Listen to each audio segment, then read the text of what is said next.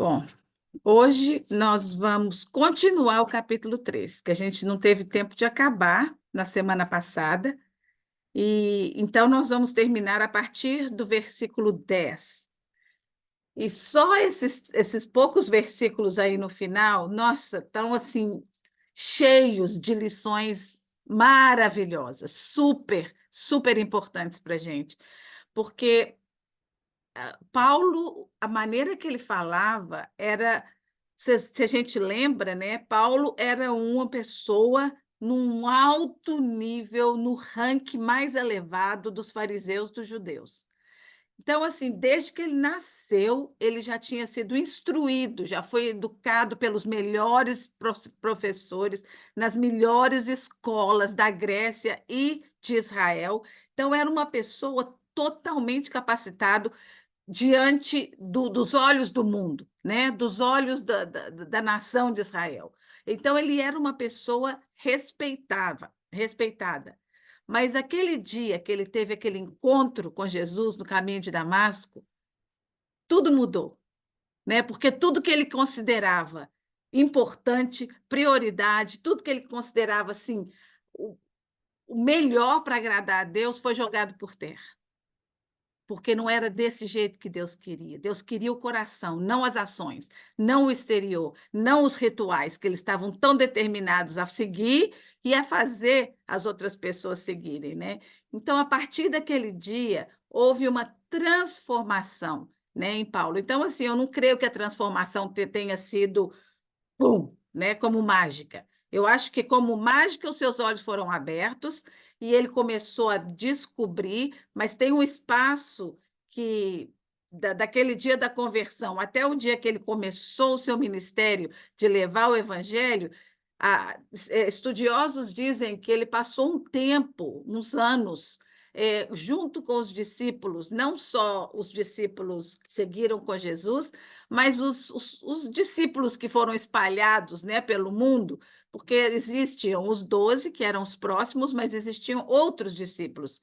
Então, que Paulo passou um tempo com eles para aprender mais sobre o Evangelho, sobre Jesus. Ele não é que a vinda de Jesus e a morte de Jesus tenha sido surpresa, porque Paulo, como conhecedor da lei e da Bíblia, do Velho Testamento, ele sabia dessas promessas, ele sabia que o Messias viria. Mas naquele momento ali na estrada de Damasco, os olhos dele foram abertos e ele entendeu que aquele homem ali, que eles tinham acabado de matar há uns anos atrás, era esse Messias que ele tanto estava esperando que viesse, né? E é isso que às vezes eu tenho uma amiga aqui em Cane Island que ela é judia e eu tenho assim, eu tenho colocado no meu coração um desejo tão grande de orar por ela, sabe? Para que ela entenda o evangelho, porque ela não é nada, ela não tem nenhuma religião ou nenhuma fé. Ela acho que deve ter decepcionado a algum ponto na sua vida, então ela não quer. Então, assim, eu fico pensando, já pensou que delícia se eu conseguisse, através do Espírito Santo, né, levar uma judia a crer em Jesus, né? Isso aí é um privilégio super grande. Então, assim, eu tenho orado muito por ela.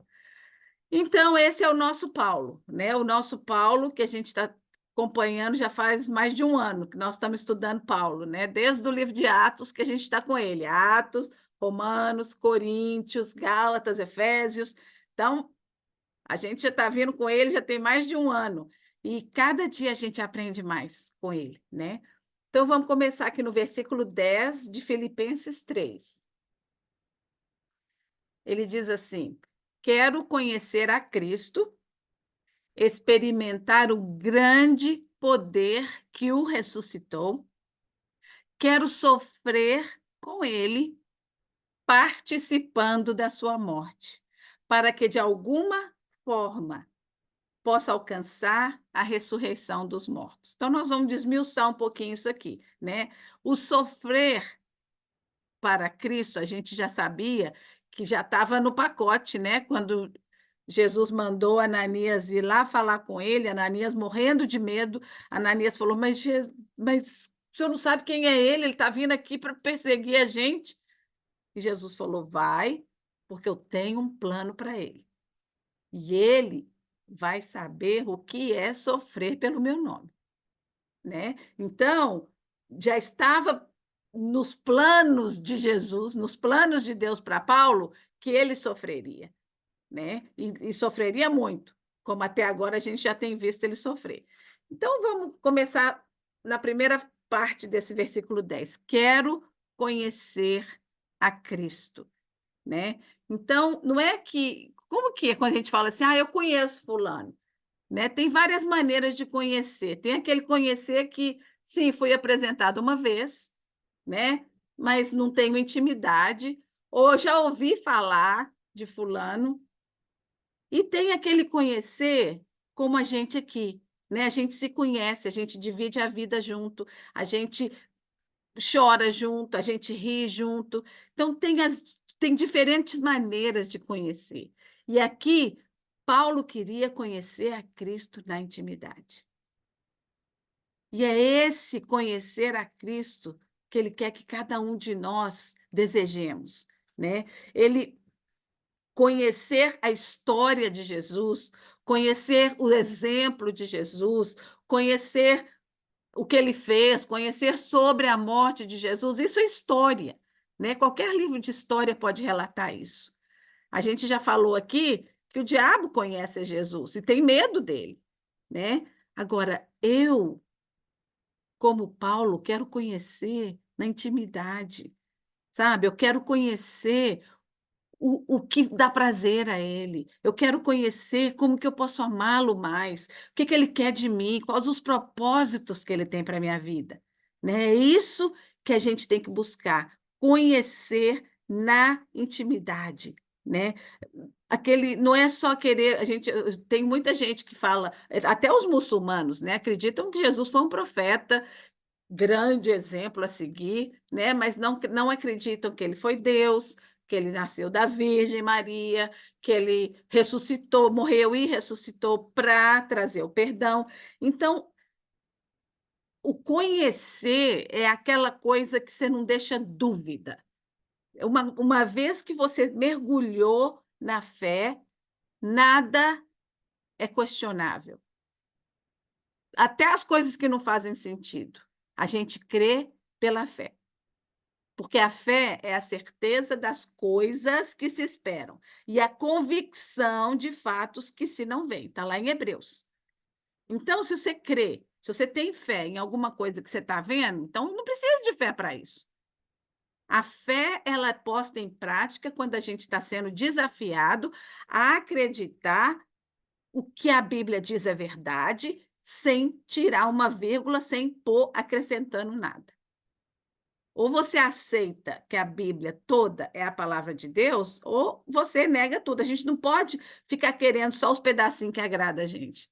E muita gente quer assim, né? Só quer aquele salmo bonito, que, ai, tão bonito, tão lindo. Não, a Bíblia desafia mudança de comportamento, ela desafia mudança de pensamento, sabe? Ela transforma, a Bíblia diz que, em Hebreus fala que a palavra de Deus é como espada de dois gumes, ela entra ao ponto de dividir alma e espírito, e ela convence, ela transforma a nossa vida, né? Então, esse foi o apelo de Paulo aqui, né? Que ele queria conhecer. Ele era um apelo desconhecido para o legalista, né? O Paulo legalista, ele deveria focar, na época dele, né? Os fariseus e os saduceus, para eles, o que era importante era a aparência, vestir apropriado, fazer a ordem do culto apropriado, dar lá o dinheiro, jogar bem alto assim para fazer bastante barulho, para ver quantas moedas que estava dando. Tudo para se mostrar, para se promover, né? E Paulo, depois daquele encontro com Jesus, foi o contrário. Ele queria era morrer. Ele falou várias vezes: quero que eu diminua e ele cresça na minha vida. Esse era o intuito de Paulo, né? Aí ele continua: experimentar o grande poder que o ressuscitou. Esse é um poder evidente, um poder que ressuscitou Jesus, é um poder que pode fazer qualquer coisa. E a gente já viu no capítulo anterior que esse poder está em nós, através do Espírito Santo. Jesus nos deu esse poder. Nós temos, e a gente vive como miseráveis. A gente não vive como filhos do rei. Tudo nos assusta, tudo nos dá medo. A gente está. Qualquer tempestadezinha que vem, né? Uma nuvem escura está lá longe, a gente já está tremendo, se escondendo. Não, vamos enfrentar sabendo que eu não posso. E aí é que está a fé.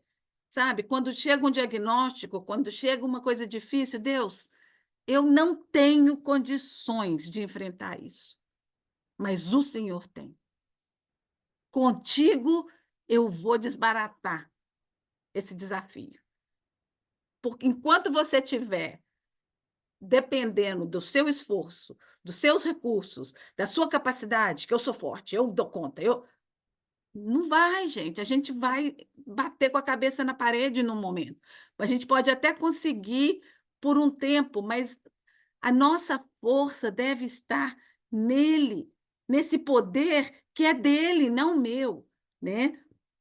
O poder da sua ressurreição é um poder justificador.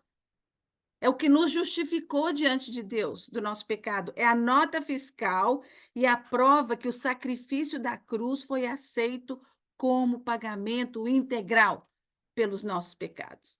Né? Para os judeus, isso era a coisa mais difícil de entender, porque a lei era tão rígida que para eles era difícil entender como que esse sacrifício vai cobrir. Mas não devia, né? Porque eles tinham o sacrifício dos cordeiros, que foi exatamente o que aconteceu com Jesus. Eles tinham que matar o cordeirinho perfeito, imolar, queimar. Jesus foi esse cordeirinho perfeito, que foi imolado, que foi queimado ali, né? Sofreu, não foi queimado com fogo, né? Mas foi entregue como sacrifício a Deus por nós, né? O poder da ressurreição é o poder que dá vida. Deu vida a Jesus, tirou ele da morte e ressuscitou. E ele um dia vai tirar a gente da morte também. Nos vai dar uma vida eterna. E a gente vai ver mais para baixo que isso era tudo que Paulo queria. Ele queria essa recompensa final da vida eterna. Então, quando a nossa mente chegar a compreender que nada nessa terra pode se comparar a esse prêmio lá na frente da vida eterna, a gente vai viver uma vida muito mais pacífica. Dentro da nossa mente vai ter menos ansiedade, vai ter menos medo. Por quê? Porque tudo aqui é passageiro. Tudo aqui vai ficar para trás. Mas o que eu estou plantando lá na eternidade, isso eu vou colher. É só isso que vai resistir. Nada daqui vai subsistir, né? Vocês lembram, para mim, a coisa mais, o momento mais forte para mim foi aquele dia que eu tive aquele encontro com Deus, que eu tive que entregar definitivamente o JT para ele, né? Depois de tanta tristeza, tanto preocupada, vai estar deprimido, vai se matar, vai fazer aquilo. E era tão pesada aquela mochila que eu estava carregando. Até que um dia, e olha que eu estava dirigindo, não estava numa igreja, não estava trancada no quarto, estava dirigindo. Agarrei o volante, falei, Deus, não quero mais viver assim, não posso. O senhor quer ele? Leva. Ele é seu, de todo jeito. Então leva. Mas eu não posso mais viver assim. E a gente, no mesmo instante, foi tão sincera a minha oração, que no mesmo instante aquela mochila foi tirada do meu ombro. E eu cheguei em casa tão leve, né? E umas horas mais tarde, Deus me deu o presente. O telefone tocou e era ele. Então, gente, Deus conhece quando a gente faz com sinceridade, quando a gente faz com fé. Ele sabe. E ele nos recompensa. E às vezes a gente fica carregando pesos na nossa vida como se a gente tivesse o controle das situações. E nós não temos. Então, por que não deixar que aquele que tem controle? Ele não precisa da nossa ajuda, infelizmente. E olha que foi tão bom descobrir isso.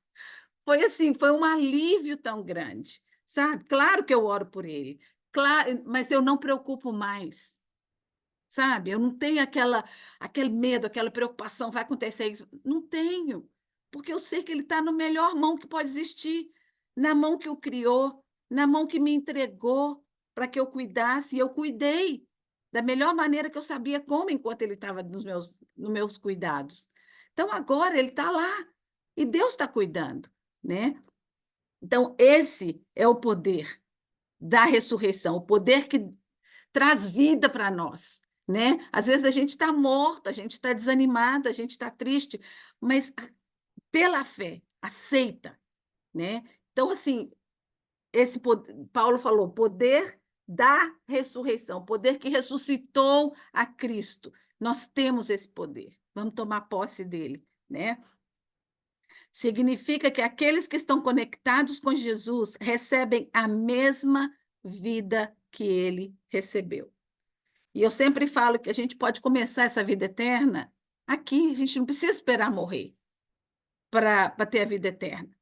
A vida eterna é aquela paz de espírito, aquela certeza que eu não estou sozinho, aquela certeza que Jesus vive em mim.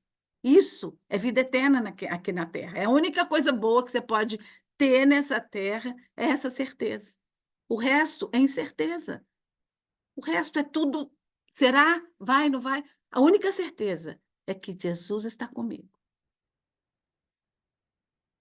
Aí ele fala participar do seu sofrimento e participando da sua morte. Eu estava assistindo a televisão, uma entrevista com uma moça, foi anteontem. Eu estava já lendo aqui o versículo para estudar, e aí eu falei, não, vou ter que mencionar. O nome dela é Johnny, e há 57 anos atrás, ela era mergulhadora, né, daquelas que pula lá dos trampolim, e ela estava praticando e a piscina não estava muito cheia, então ela pulou e se estragou toda, né? Então ela está numa cadeira de roda, paralisada, mas consegue falar, mas não anda, não mexe direito a mão, tá com aquelas coisas assim. Mas o testemunho dela é lindo, sabe? Porque Deus tem usado a Johnny com a sua fraqueza, com a sua debilidade, com a sua handicap, né? E ela podia parecer uma pessoa inútil, mas não. Ela está sendo útil a Deus no ministério que ela decidiu seguir, né? E ela estava falando sobre o sofrimento. E eu achei muito interessante. E eu até vou ler um pedacinho de um outro negócio que eu achei num livro, mas ela estava falando que, e eu já falei isso aqui antes, inclusive quando o Jim teve câncer, eu falei, a gente não pode desperdiçar o sofrimento. Se você desperdiçar o seu sofrimento, se lamuriando, reclamando, se desesperando, você está perdendo a oportunidade de louvar a Deus, de dar a Deus a oportunidade de te usar ali naquele momento difícil. Deus pode te usar. E a melhor maneira, gente, da gente se curar de qualquer coisa é quando você sai da sua zona de conforto e vai atender alguém que está precisando mais do que você. Quando você estende a mão para alguém que está precisando. Essa é a melhor cura, porque você vai entender que você não está sozinha, que você não é a única pessoa que passa por dificuldade. Então, vamos sair da nossa zona de conforto e vamos estender, né, a nossa mão. Ele quer nos ensinar, né? Os sofrimentos que nos passam, muitas vezes, são para trazer lições para a nossa vida. Não importa qual seja o sofrimento, ninguém vai passar nessa vida sem ele. Isso é parte desse mundo caído. Só lá, na eternidade, no que vem depois, no prêmio que Paulo está querendo, só lá que vai ter perfeição, que não vai ter mais lágrima, que não vai ter mais tristeza, né? Jesus deve ser glorificado na nossa dor. Aí eu vou ler esse texto aqui, diz assim: não há dúvida de que Paulo quer dizer que considerava tão desejável ser como Cristo, que consideraria uma honra morrer da mesma maneira que ele. Isso aqui é no versículo 11, para que de alguma forma alcançar a ressurreição dos mortos. Então ele fala assim: ele se alegrava em ir com ele até a cruz e atravessar as circunstâncias de desespero e de dor que o acompanharam à morte. No entanto, quão poucos são os que existem nos nossos dias dispostos a morrer como Cristo morreu. E quão pouco o número de pessoas que considera isso como um privilégio e honra. Por qualquer coisinha a gente já fica, pelo amor de Deus, me tira daqui, me salva, me cura, me livra dessa situação, né? De fato, requer um elevado estado de sentimento piedoso para poder dizer que seria considerado um privilégio e honra morrer como Cristo, para ter um senso da beleza do seu caráter em todas as coisas e de um apego ardente a ele, para se alegrar com a oportunidade de morrer como ele morreu. Quando pensamos em morrer, desejamos que a nossa partida seja o mais confortável possível, né? Com o sol se pondo ali no horizonte, bonito, gostoso, rodeado de pessoas queridas, reclinando a cabeça no colo de alguém que a gente ama, né? Não tem nada errado com isso. Esse desejo, não tem nada errado. Se Deus te permitir isso, que bênção. Mas, às vezes, por alguma razão que a gente nunca vai saber, talvez aqui, Deus vai te dar um outro caminho, como Deus está dando a Paulo, né? Aqui ele fala assim: se Deus ordenar o contrário, que seria uma honra pela causa do Redentor partir como Marte, ou não desperdiçando o sofrimento causado por uma doença que nos debilite, quão humilhante é para uma pessoa que está passando por um câncer ou outra enfermidade que os leva a estar totalmente dependente de alguém que o ajude, né? O câncer que tira o cabelo das pessoas, definha, né, o corpo, a pele. É humilhante. Mas se você conseguir deixar Jesus brilhar através da sua experiência negativa, aí sim, esse é o verdadeiro essa atitude, né, é aquela que vai te dar uma recompensa. Eu acho muito interessante que ele fala assim, ó, ao invés de reclamar ou se lamuriar, nossa atitude deve ser: Jesus sofreu muito mais por mim, e sei que com ele ao meu lado tudo é possível. Vou glorificar a Deus no meu sofrimento. Aqueles que são mais parecidos com ele nas cenas de humilhação aqui na terra serão mais parecidos com ele no reino da glória. Isso é forte, né? Porque aqueles que você olha assim, tá tudo lindo, maravilhoso, nada vai ruim com eles, né? Não existe. Todos nós passamos por dificuldades, todos nós passamos por provações, né? Quando deixamos que o poder transformador da presença de Jesus em nós mate os desejos da carne, Paulo falou isso tantas vezes, né? Que quando a gente nasce de novo, o velho homem morre e o novo homem que tem Jesus vai nascer e vai crescer e vai amadurecer. E o que amadurece? Conhecimento, conhecendo a palavra, conhecendo a Jesus, né? Então, a fé, quando a gente tem fé em Jesus, né, e assume esse novo homem, esses desejos da carne, porque isso também a gente tem que matar os desejos da carne. Johnny falou sobre isso, ela falou: como que eu vou morrer com Jesus, né? Como que isso vai explicar? Então, o que que é? Cada vez que morre dentro de mim a inveja, o egoísmo, a autossuficiência, a falta de perdão, as dúvidas, a falta de fé, a rebeldia contra a palavra de Deus, palavras mentirosas, torpes, maliciosas. Cada vez que uma dessas coisas morre dentro da gente, a gente está morrendo com Cristo, porque ele levou essas coisas ruins com ele. Então, gente, Vamos tentar crucificar essas coisas. Cada vez que a gente reconhecer que uma dessas coisas está tomando conta de nós, vamos crucificar. Vamos deixar isso morrer aos pés de Jesus, né? Estamos participando da morte de Cristo. Jesus, como homem, não se rendeu a nenhuma das tentações que lhe apresentaram. Mas na cruz, ele recebeu o castigo de todos os nossos pecados. Todos aqueles que eu e você não conseguimos resistir. Ele recebeu. Linda aquela mensagem de ontem, né, sobre o ladrão da cruz, porque na mesma hora, né, na mesma hora, Jesus falou: hoje mesmo você vai estar comigo.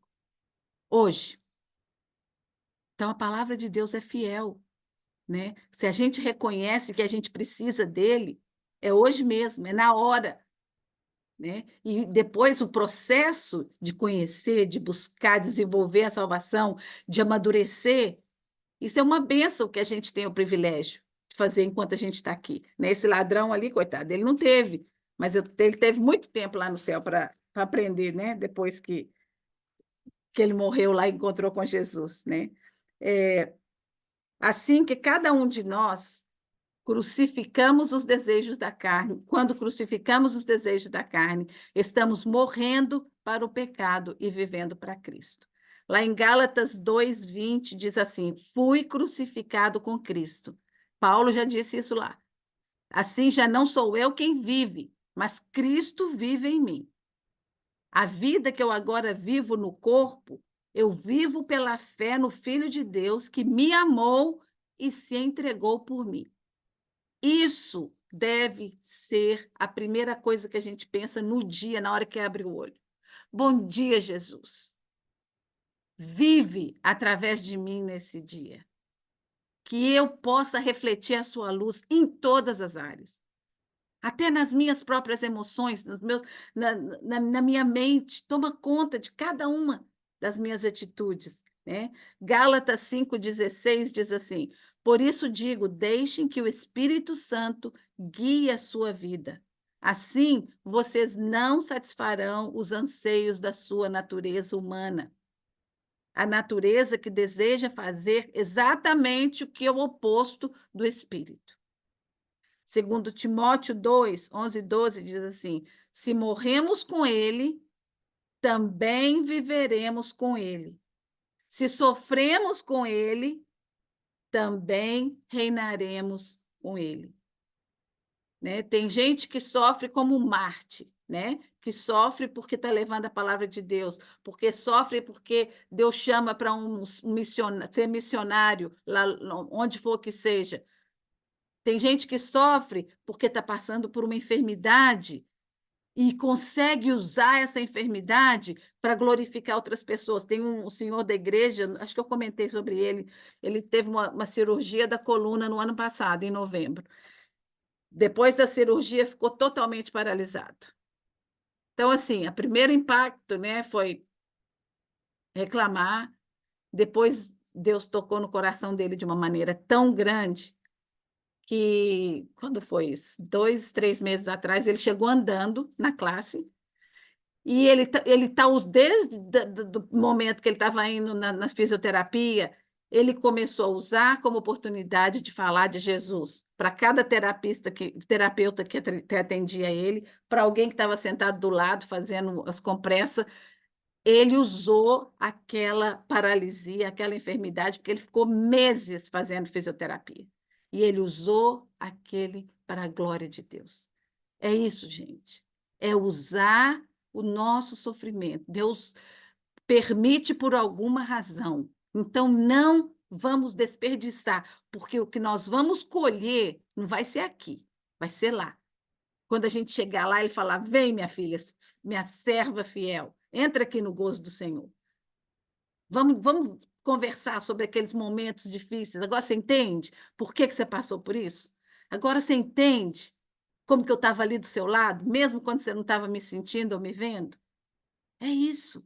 Isso é que é fé. Isso é que é relacionamento com Jesus. Aí ele fala sobre alcançar a ressurreição dos mortos, né? Ele não duvidou que estava salvo, mas ele ansiava fortemente pela conclusão. A gente já viu no outro capítulo 2, que ele falava, para mim o viver é Cristo e o morrer é lucro. Eu prefiro ir, ficar lá com ele. Mas se ele me quer aqui ainda, porque ele tem um plano para mim, então ele sabia que a recompensa dele era na eternidade, né? Aí ele vem continuando, olha só, os versículos 12 a 14. Não estou dizendo isso porque já obtive tudo isso e já alcancei a perfeição. Era a pessoa mais humilde que eu conheço, porque com tudo que a gente acha que ele é, né, ele não se achava grande coisa. Mas prossigo para o fim de conquistar essa perfeição para a qual Cristo me conquistou. Jesus te conquistou para ser perfeita. A Bíblia diz: sede santos, porque eu sou santo. Ele quer nos santificar a cada dia mais. Não, irmãos, não alcancei ainda, mas concentro todos os meus esforços nisso, esquecendo o que ficou para trás, olhando para o que está à frente. Prossigo para o final da corrida, a fim de receber o prêmio celestial para o qual Deus nos chamou em Cristo Jesus. Então, a humildade, né? Na sua simplicidade, Paulo admite que ainda não havia alcançado a perfeição. E ele sabia que ele não ia alcançar essa perfeição nessa atmosfera aqui da Terra, que isso só viria quando ele chegasse lá. Mas ele não ia desistir por causa disso, né? Ele sabia exatamente que somente em conhecer a Cristo, experimentar sua ressurreição e participar da sua morte, a maturidade espiritual viria. Seria desenvolvida. Seria totalmente conquistada quando a sua missão na Terra tivesse terminada. Paulo fixava os seus olhos e os seus esforços em Jesus, o seu Salvador, o seu Senhor. Ele sabia que o seu prêmio não estaria aqui na Terra. Ele não ia receber reconhecimento, não ia receber prêmio Nobel, não ia receber nenhum reconhecimento humano. E ele não estava nem interessado por isso também. Os sofrimentos e perseguições não o impediram de continuar a carreira iniciada na estrada de Damasco, onde ele teve aquele encontro pessoal com Jesus. Que maravilha de lição, que exemplo, né, que a gente recebe de Paulo. Nossos olhos devem estar fixos em Jesus. E naquele dia que vamos estar cara a cara com ele, para recebermos o prêmio da vitória e a vida eterna, nós vamos receber com um sorriso de Jesus para nós, né? E continuando no versículo 14. Ai, isso aqui está saindo toda hora. Então, ele assume que não conseguiu e ele fala: prossigo para o final da corrida.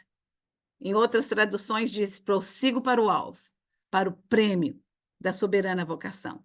É muito importante não estar preso ao passado. As coisas que nos acontecem não nos definem. Não nos definem. A gente tem que olhar o passado como uma escadinha para seguir para frente. Aí, às vezes, a gente fica com um negócio agarrado lá embaixo e a gente não consegue despregar.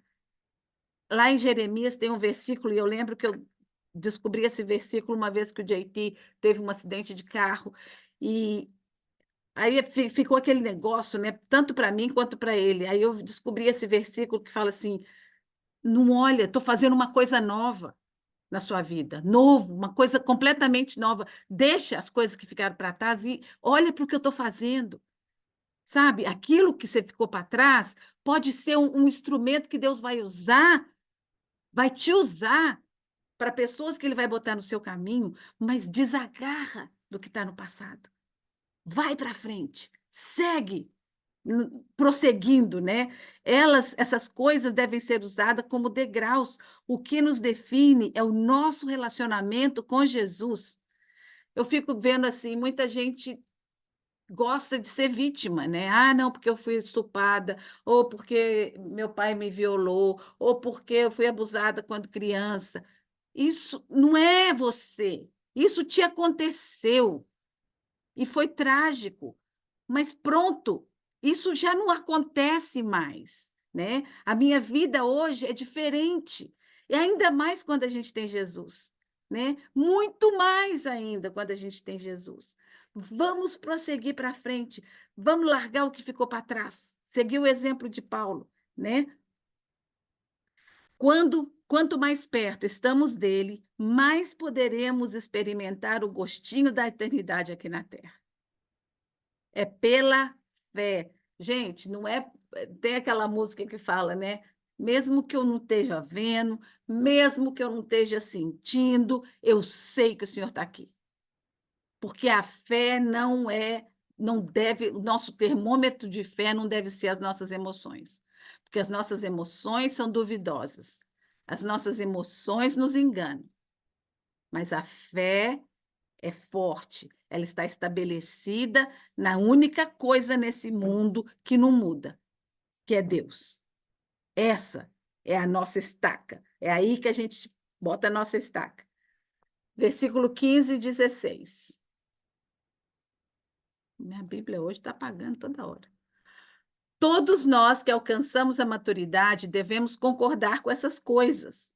Se discordarem em algum ponto, confio que Deus esclarecerá a vocês. Contudo, devemos prosseguir de maneira coerente. Então, Paulo queria, ele fala isso várias vezes em outras cartas, né? Cada carta que ele escrevia, ele queria que as pessoas entendessem que tudo que ele queria deles é que o relacionamento deles com Jesus crescesse, fosse mais íntimo. E ele fala, ó, sei que se vocês estiverem maduros na fé, vocês vão entender e vão concordar comigo. Agora, se vocês não entenderem, eu vou deixar que Deus cuide de vocês, que Deus esclareça vocês, né? Então, Paulo não estava preocupado em brigar e discutir a opinião. Não, ele está assim, ó, isso aqui é a verdade. Então, se você não concorda comigo, busque a Deus e ele vai te esclarecer. Né? Que bom que seria se a gente fosse sempre assim, né, com relação à fé. Se a gente falasse, olha, essa é a verdade que está na Bíblia. Agora, se você não acredita, ou você vai buscar o que a Bíblia diz sobre isso, ou então continua na sua cegueira, né? Mas não adianta ficar criando caso, brigando por causa de doutrinas, sabe? Eu acho assim, o Espírito de Deus é vivo e ele alerta, ele fala, né? A maturidade espiritual de Paulo vinha da sua constante busca por conhecer, servir e obedecer a Jesus Cristo. E não é diferente conosco. Essa maturidade nos leva a ter uma mente aberta para que o Espírito Santo nos ensine e algumas vezes nos faça mudar de direção. Paulo teve que mudar totalmente de direção, totalmente. Mas tudo que ele sabia da lei judaica foi um instrumento poderoso com a nova aliança que ele tinha aprendido de Jesus, né? Ninguém mais do que Paulo teve que deixar esses rudimentos e crenças e práticas religiosas para seguir, né? Paulo estava certo de que os irmãos de Filipos buscassem a Deus em espírito e em verdade, com os corações abertos e sinceros, mesmo que no princípio eles discordassem de alguma coisa que ele falava, Deus esclareceria as suas dúvidas. Então, ele, agora, olha o versículo 17. Eu sempre fico assim, ai, não sei se algum dia eu vou conseguir falar isso. Sejam meus imitadores e aprendam com aqueles que seguem o nosso exemplo. Tem uma tradução que fala: sejam meus imitadores, como eu sou de Cristo. Que coragem, né? Ele estava muito certo de que o que ele estava fazendo estava agradando a Deus. Né? A intimidade de Paulo com Cristo era tão grande que ele atreveu a se colocar como um exemplo para que os cristãos o imitassem.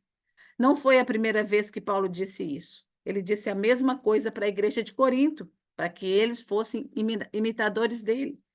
Paulo não estava se gabando da sua fé ou da sua espiritualidade. Ele era humilde, a gente viu aqui, que ele falou: eu não cheguei lá ainda não sou perfeito, estou com a mente no alvo, tenho o meu alvo certo, né? Lembre-se do que ele acabou de dizer acima, que ele queria participar dos sofrimentos e da morte de Cristo. Aos olhos terrenos, não vejo muito glamour nessa afirmação, né? Participar dos sofrimentos e da morte. Mas se você quer realmente uma vida íntima com Deus e o seu Filho Jesus, os seus olhos estarão fitos na eternidade. Depois de uma vida inteira vivendo para as aparências, no cumprimento rigoroso da lei, baseada nos seus esforços e sacrifícios, ele agora sabia que tudo que ele fazia e cria era baseado unicamente na pessoa de Jesus Cristo. Lembra que a gente leu não faz muito tempo, que ele falou que tudo que ele já tinha aprendido, todo aquele estudo, toda aquela coisa que ele tinha, era esterco. Para ele não valia nada. Ele tinha colocado tudo como esterco para que Deus usasse se ele quisesse, mas que isso para ele já não valia nada, né? Paulo não tinha ambições de ser um pregador famoso ou de acumular tesouros aqui na terra. Paulo não tinha vaidade, nem desejava reconhecimento de ninguém, além de Jesus. A fé e o ministério de Paulo não estavam nos seus esforços ou na sua capacidade e conhecimento das Escrituras, o que ele sabia muito. Ele havia depositado tudo aos pés de Jesus e estava disposto a fazer o que Deus pedisse dele. Hoje, eu te desafio a buscar essa intimidade com Jesus. Peça a Ele que a sua verdade seja revelada a você, que o seu alvo seja glorificá-lo em todas as circunstâncias, que você seja um instrumento poderoso nas mãos dele. Não importa onde que ele te coloque, que você seja um instrumento, que você não desperdice o seu sofrimento, que você proclame as boas novas de Jesus para aqueles que estão perdidos, para aqueles que estão sofrendo, para aqueles que estão sem esperança à sua volta. Que hoje a gente, mais uma vez, né, esteja determinada a ter um íntimo relacionamento com Jesus. Que Deus abençoe vocês.